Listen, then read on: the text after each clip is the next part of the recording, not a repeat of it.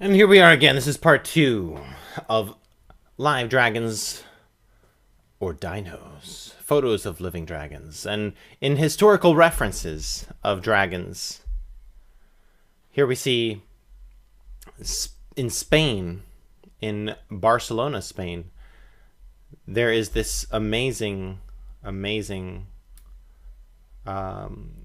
work of art right here that just talks about St. George's Chapel battling a dragon. I mean, you hear these in mythology, but very, very seldom do people take these very seriously. Here's in Italy, Roman dragons. This is a Roman mural that shows soldiers hunting a dino-like animal called a crocodilopardalis, which is a mix of a crocodile and a leopard.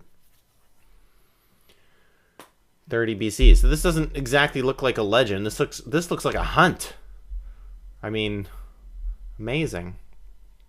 Only 30 BC. That doesn't sound like millions and billions of years ago. Here's another one. Also from Rome. In Greece, you got Jason and the Dragon. You ever heard of Jason and the Drakon? Very curious. By the way, these are all from ancientpatriarchs.wordpress.com. This amazing research is absolutely vital for humanity. This is from about 400 BC. Detail of Medea fleeing from Corinthos in a flying serpent-drawn chariot. And the rest of the scene, her children lay slain on the altar while Glauc bums in the palace beside her father, King Creon. Jason and the Dragon.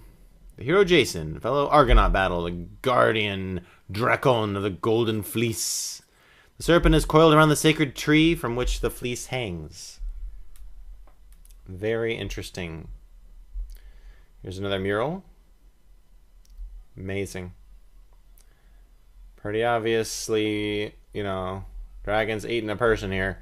I would say if you had a problem with these stinkers eating your family all the time, goes without saying that you might want to go ahead and get rid of them. I mean, dinosaurs probably weren't just extinct. It was probably a lot of heroes that were going after these guys. And they were like a pest, most likely. Kind of like the giants. The Nephilim giants were also said to have been a big pest. Alright, here's in Asia. We got the Chinese dragons. Oh yeah. Oh boy. We have these all over the place. They've been documented for millennia. What you see above is a typical Chinese dragon that we find here in Taiwan, on top of every temple, practically. Why are they always good in Asia? It just drives me crazy. They're often lively enacted by Chinese people in the form of realistic dragon dances. Why? Because they never saw these snake-like dragons with 4 short clawed feet. They just imagined it, right? Yeah, sure. You know, if dragons really existed, there must have been something very special about them. That much is obvious. Yet the traditional temple dragon is by no means the only Chinese dragon depicted in Chinese statues and artifacts and paintings. There are others, like these. Here's a detail of a Ming Dynasty tomb in Beijing, China. That's quite a nose he's got there. Yep. Here's another non-standard Chinese dragon from 221 AD. Yep. Here's a Han Dynasty looking dragon. Looks more like a dinosaur. It's a theropod dinosaur. Approximately 2,000 years old, the piece looks remarkably like a theropod dinosaur, including correct posture, dermal spines, forearms that end in 3-fingered hands. Bears a remarkable resemblance to a therizinosaur. Oh yeah. I mean, check that thing out. It just... obviously not just from your imagination. It looks like something that Steven Spielberg would have used in his movies. Obviously. How about this Tang Dynasty dragon? Actually, it's a Tang Dynasty, but I'm saying Tang. I haven't had Tang in a long time. I've been in Asia for too long. What about this Northern Wei Dynasty dragon? Yeah. 386 to 534 BC. What do you say about that? What about this Sung Dynasty dragon? Actually, it's the Song Dynasty, but... wow. That's right. It's another prosauropod. This is a screenshot. It's a little bit blurry so I can read it, but it compares to a depiction of ancient Chinese dragons on the left, and the top is the Song Dynasty dragon, 1127 AD, 1279 AD, in silver and gold with turquoise inlaid from the Musée Guet in Paris. Below is a depiction of a Plateosaurus, a prosauropod, similar to the... Can't read that. I mean, you can try. How would you pronounce that? Note the detail in Orient.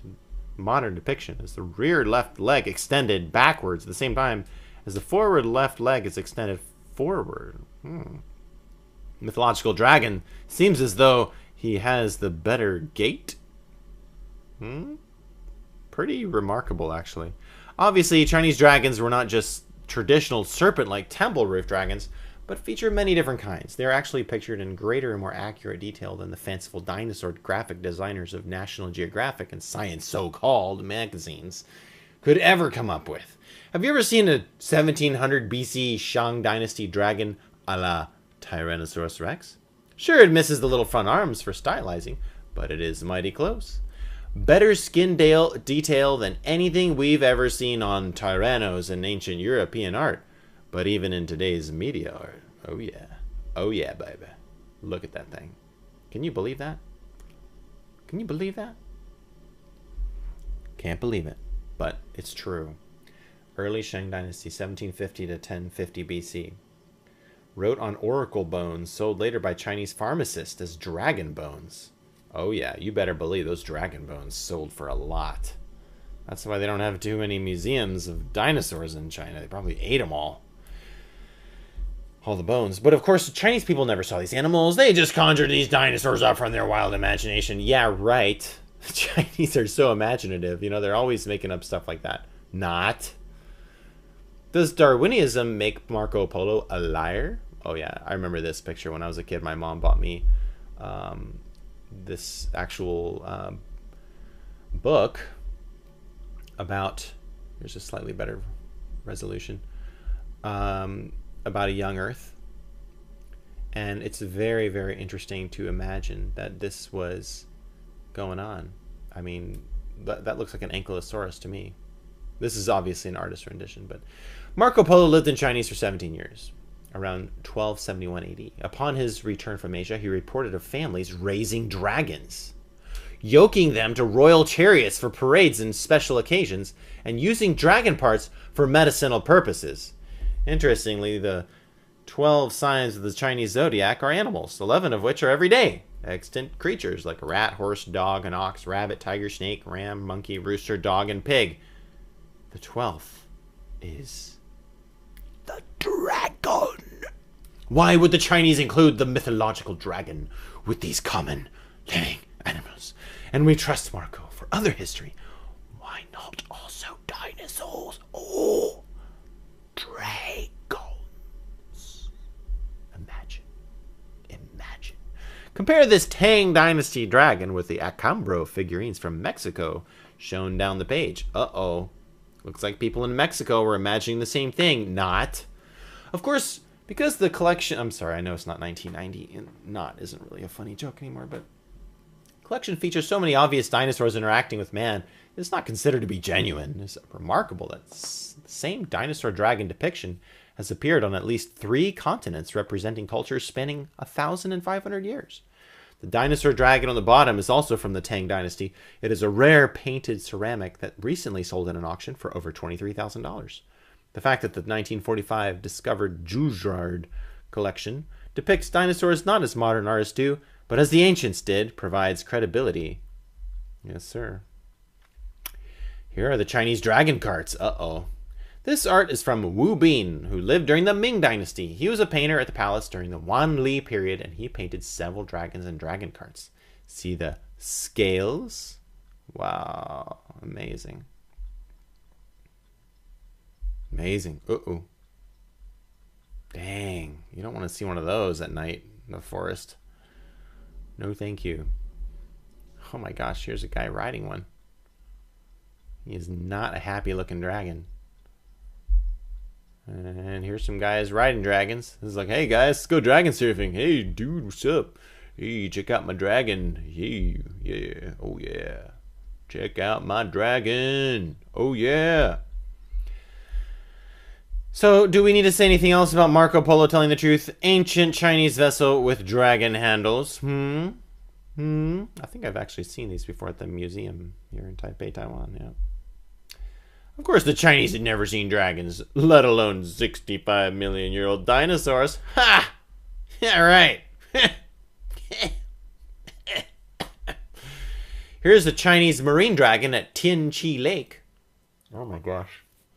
China's lake monster. China's version of the Loch Ness monster has surfaced anew, with local officials reporting sightings of as many as 20 of the mysterious and unidentified creatures in Lake Tianqi, near North Korea. Elasmosaurus.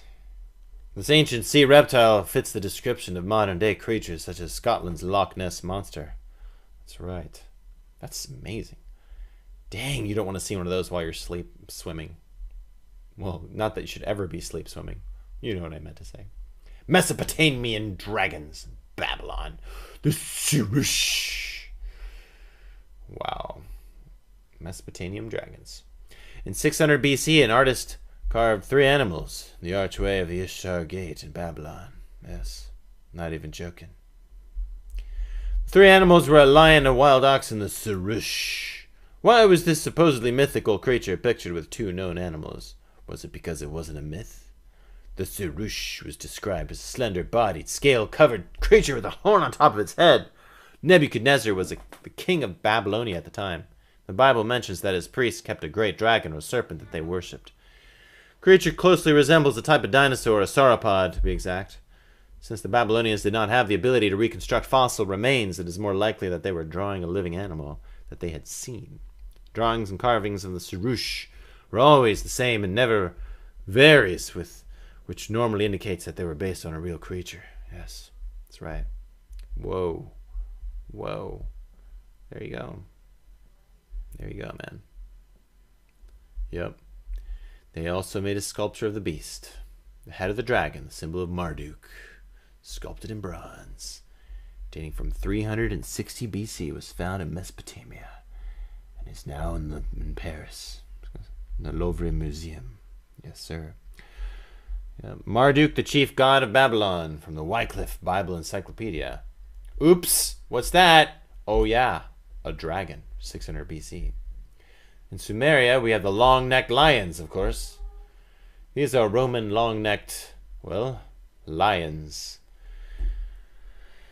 Yep, sure they're lions. Sure. I feel like I'm really smart thinking that those are lions with long necks, because lions always do that with their long necks. I mean, if you think about it, if you had a creature with a neck that long, maybe they would actually fight that way. That might have actually been a real battle. Yep.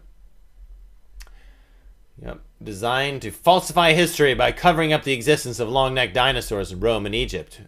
Oopsie doopsie. What do we have here? One more. In India, dragons were seen by Alexander the Great. Alexander the Great reported that when he conquered parts of what is now India in 326 BC, his soldiers were scared by the great dragons that lived in the caves. No, he was just making that up, because everybody in the world just makes up stories about dragons, It was reported by Herodotus that dragons in India attacked elephants by falling on top of them out of trees and strangling them, just like this picture says about India. Oh my gosh. What the heck? This dragon just jumped on an elephant? Strangled it? Dang.